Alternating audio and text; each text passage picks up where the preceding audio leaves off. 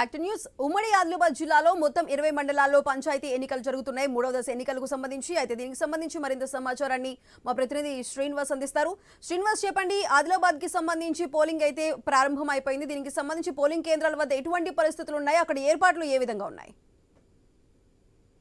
ఉమ్మడి ఆదిలాబాద్ జిల్లా వ్యాప్తంగా మూడో విడత చివరి గ్రామ పంచాయతీ ఎన్నికలకు సంబంధించి అయితే అధికారులు అయితే పూర్తి స్థాయి ఏర్పాట్లను అయితే పూర్తి చేశారు. ఉదయం 7 గంటల నుంచి కూడా పోలింగ్ అయితే కొనసాగుతుంది. అయితే ఉమ్మడి ఆదిలాబాద్ జిల్లాలో 20 మండలాల్లో 494 గ్రామ పంచాయతీలకు గాను 4152 వార్డు మెంబర్ స్థానాలకైతే ఈ రోజు అయితే పోలింగ్ అయితే జరగనుంది. ఇప్పటికే ఉమ్మడి ఆదిలాబాద్ జిల్లాకు సంబంధించి 45 సర్పంచ్ స్థానాలు అయితే ఏకగ్రీవంగా మిగతా స్థానాల్లోనైతే ఈ రోజు అయితే పోలింగ్ అయితే నిర్వహించున్నారు. అయితే మొదటి 2 విడతల్లోనైతే మనం చూసాం. మొదటి విడతలో ఉదయం 7 గంటల నుంచి 9 గంటల వరకు కొంతమేర తక్కువ శాతం పోలింగ్ నమోదైనప్పటికీ కూడా రెండో విడతలో మాత్రం ఇటు మొదటి విడత కంటే రెండంతలు అంటే మొదటి 7 గంటల నుంచి 9 గంటల లోపు 10% పోలింగ్ నమోదైతే మాత్రం రెండో విడతలోనైతే భారీగా 20 నుంచి 22% అయితే పోలింగ్ అయితే నమోదైన పరిస్థితులు అయితే ఉన్నాయి. ఒక్కొక్కరుగానైతే ఇటు పోలింగ్ కేంద్రాలకైతే ఓటర్లు వస్తున్న పరిస్థితులు అయితే ఉన్నాయి. ప్రస్తుతానికి నేను మంచిర్యాల జిల్లాలోని జైపూర్ మండల కేంద్రంలోని జైపూర్ గ్రామ పంచాయతీ వద్ద ఉన్నాం. చూడొచ్చు, ఒక్కొక్కరుగా ఓటర్లు అయితే వచ్చి ఇక్కడికి తమ ఓటు హక్కునైతే వినియోగించుకుంటున్న పరిస్థితులు అయితే. అయితే కొమరంభీం జిల్లాలో ఇటు 4 మండలాల్లో 108 జీపీలకు పంచాయతీ ఎన్నికలు జరుగుతూ ఉండగా ఇప్పటికే 2 పంచాయతీలు అయితే ఏకగ్రీవంగా మరో 2 పంచాయతీలకు నామినేషన్లు అయితే దాఖలు కాలేదు. 104 జీపీలకు అయితే ఇటు కొమరంభీం ఆసిఫాబాద్ జిల్లాలోనైతే ఎన్నికలు అయితే నిర్వహిస్తున్నారు అధికారులు. నిర్మల్ జిల్లాలో 5 మండలాల్లో 133 జీపీలకు గాను 9 జీపీలు ఏకగ్రీవంగా 124 జీపీలకు అయితే ఎన్నికలు అయితే పోలింగ్ అయితే కొనసాగుతోంది. ఆదిలాబాద్ జిల్లాలో 6 మండలాల్లో 151 పంచాయతీలకు ఎన్నికలు నిర్వహించాల్సి ఉండగా ఒక గ్రామ పంచాయతీకి నామినేషన్ అయితే దాఖలు కాలేదు. ఆదిలాబాద్ లో అత్యధికంగా ఈ మూడో విడతలో 30 గ్రామ పంచాయతీలు అయితే ఏకగ్రీవం అయ్యాయి. మరో 120 గ్రామ పంచాయతీలకు అయితే ఎన్నికలు అయితే నిర్వహిస్తూ ఉన్నారు.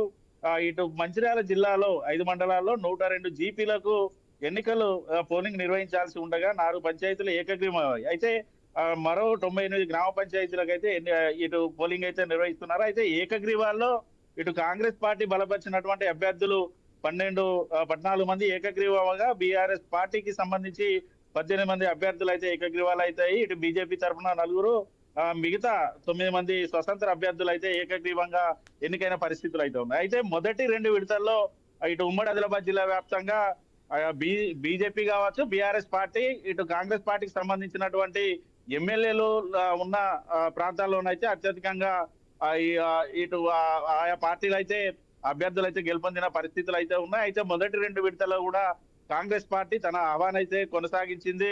ఉమ్మడి జిల్లాకు సంబంధించి కూడా మొదటి విడతలో కాంగ్రెస్ పార్టీ 236 స్థానాలను గెలుపొందగా ఇటు మొదటి విడతలో 236 స్థానాలతో పాటు రెండో విడతలోనైతే 216 స్థానాలను అయితే కాంగ్రెస్ పార్టీ అభ్యర్థులు అయితే గెలుపొందిన పరిస్థితులు అయితే ఉన్నాయి. ఈ నేపథ్యంలో మూడో విడతలో కూడా అదే హవాను అయితే కొనసాగించాలంటూ కూడా కాంగ్రెస్ పార్టీకి సంబంధించినటువంటి నేతలు అయితే ప్రచారం అయితే కొనసాగించారు. ఇటు మంచిర్యాల జిల్లాకు సంబంధించి మాత్రం మూడో విడత ఎన్నికలు జరుగుతున్న గ్రామ పంచాయతీ ఎన్నికలు జరుగుతున్నటువంటి ప్రాంతం ఏదైతే ఉందో ఇది పూర్తిగా చెన్నూరు నియోజకవర్గానికి ఇటు మంత్రి ప్రాతినిధ్యం వహిస్తున్న వివేక్ ప్రాతినిధ్యం వహిస్తున్నటువంటి ప్రాంతంలోనైతే మూడో విడత ఎన్నికలు అయితే జరుగుతున్నాయి. ఇప్పటికే ఇటు తన ప్రచారాన్ని అయితే కొనసాగించారు. ఇటు వివేక్ అయితే ఖచ్చితంగా మూడో ఎన్నికల్లో కూడా కాంగ్రెస్ పార్టీతో పాటు ఇటు బీజేపీ, బీఆర్ఎస్ పార్టీలు కూడా ప్రతిష్టాత్మకంగా తీసుకున్నాయి. ఖచ్చితంగా ఈ మూడో విడతలో కూడా 3 పార్టీలు కూడా అత్యధిక స్థానాలు గెలుపొందడానికి అయితే పూర్తిగా ప్రచారాలు అయితే నిర్వహించాయి. అయితే మొదటి 2 విడతల్లోనైతే ఇటు ఆదిలాబాద్, కొమరంభీం జిల్లాలో కానీ ఇటు నిర్మల్ జిల్లాలో ఇటు ఏజెన్సీ గ్రామాలకు సంబంధించి అయితే పూర్తిగా పోలింగ్ అయితే నిర్వహించారు. ఏజెన్సీ గ్రామాల్లో కూడా అత్యధికంగా అయితే పోలింగ్ శాతం అయితే నమోదైన పరిస్థితులు. కానీ మూడో విడతకు సంబంధించి పట్టణాలకు దగ్గర ఉన్నటువంటి ప్రాంతాల్లోనైతే గ్రామ పంచాయతీ ఎన్నికలు అయితే జరుగుతున్నాయి. కానీ మనం అసెంబ్లీ ఎన్నికల్లో కూడా చూసాం, పట్టణాలకు దగ్గర ఉన్నటువంటి ప్రాంతాల్లో అయితే పోలింగ్ శాతం అయితే తక్కువ శాతం అయితే నమోదైన సందర్భాలు కూడా మనం ఇటు అసెంబ్లీ, పార్లమెంట్ ఎన్నికల్లో చూసిన పరిస్థితులు ఉన్నాయి.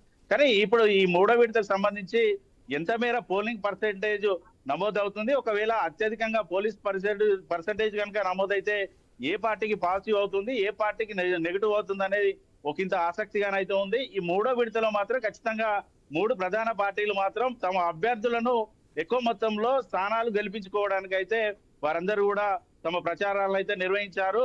ఈ ఉదయం 7 గంటల నుంచి మధ్యాహ్నం 1 గంట వరకు అయితే ఇటు పోలింగ్ ప్రక్రియ అయితే కొనసాగనుంది. మధ్యాహ్నం 2 గంటల నుంచి కూడా కౌంటింగ్ ప్రక్రియ కూడా కొనసాగనుంది. అయితే మేజర్ జీపీలకు సంబంధించి రిజల్ట్ రావడానికి మాత్రం అర్ధరాత్రి పట్టే సమయం ఉన్నప్పటికీ కూడా చిన్న జీపీలకు సంబంధించి మాత్రం సాయంత్రం 5 గంటల నుంచి 6 గంటల లోపు ఇటు రిజల్ట్ అవుట్ అయ్యే అవకాశాలు అయితే ఉన్నాయి. పూర్తిగా మొదటి రెండో విడతలో ఎంత పారదర్శకంగా ఎక్కడ ఎటువంటి ఇబ్బందులు లేకుండా ఎన్నికలతో పాటు ఇటు కౌంటింగ్ ప్రక్రియ కొనసాగిందో అదే విధంగా పూర్తిగా ఓటర్లు తమ ఓటు హక్కును ప్రశాంత వాతావరణంలో ఆ ఓటు హక్కును వినియోగించుకోవడంతో పాటు ఎక్కడ కూడా ఎటువంటి అల్లర్లు జరగకుండానైతే ఇటు పోలీసులు అయితే పూర్తి స్థాయి ఏర్పాట్లు అయితే చేశారు. అంతేకాకుండా ఇటు ఉమ్మడి ఆదిలాబాద్ జిల్లా వ్యాప్తంగా కూడా సమస్యాత్మక కేంద్రాలుగా ఉన్నటువంటి పోలింగ్ కేంద్రాలను అయితే మైక్రో అబ్జర్వర్ తో పాటు వెబ్ కాస్టింగ్ ద్వారా అయితే అధికారులు అయితే పూర్తి స్థాయి పర్యవేక్షణ చేస్తున్నారు.